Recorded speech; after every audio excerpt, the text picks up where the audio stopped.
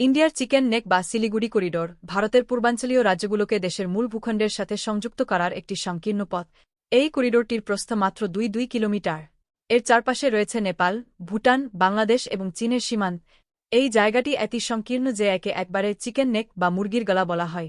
এই করিডোরটি ভারতের জন্য ভৌগোলিকভাবে অত্যন্ত গুরুত্বপূর্ণ।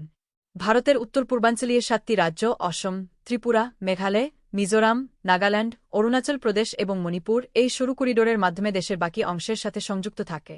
এটি না থাকলে এই রাজ্যগুলোর সাথে ভারতের সরাসরি সংযোগ বিচ্ছিন্ন হয়ে যেতে পারে। চিকেন নেকের সুরক্ষা এবং উন্নয়ন ভারত সরকারের অন্যতম প্রধান অগ্রাধিকার।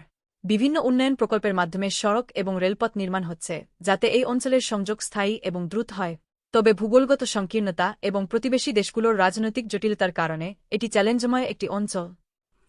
ইন্ডিয়ার চিকেন নেক কেবল একটি ভৌগোলিক অঞ্চল নয়, এটি ভারতের জাতীয় নিরাপত্তা ও অর্থনৈতিক সংযোগের একটি গুরুত্বপূর্ণ অংশ। এই অঞ্চলের ভৌগোলিক গুরুত্ব এবং কৌশলগত অবস্থান ভবিষ্যতে ভারত ও প্রতিবেশী দেশগুলোর মধ্যে কেমন সম্পর্ক থাকবে তা নির্ধারণে বড় ভূমিকা পালন করবে।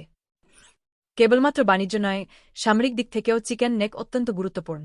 এর কাছেই চীনের সঙ্গে ভারতের বিতর্কিত সীমান্ত এলাকা ডোকলামের অবস্থান, যেখানে ২০১৭ সালে দুই দেশের মধ্যে সামরিক উত্তেজনা চরমে পৌঁছেছিল। যদি কোনো বাহ্যিক শক্তি এই করিডোর দখল করতে পারে, তবে ভারতের উত্তর পূর্বাঞ্চল বিচ্ছিন্ন হয়ে পড়বে। আপনারা জানালেন ইন্ডিয়ার চিকেন নেক সম্পর্কে। যদি ভিডিওটি আপনাদের ভালো লেগে থাকে তাহলে লাইক, শেয়ার এবং সাবস্ক্রাইব করতে ভুলবেন না। দেখা হবে পরের ভিডিওতে।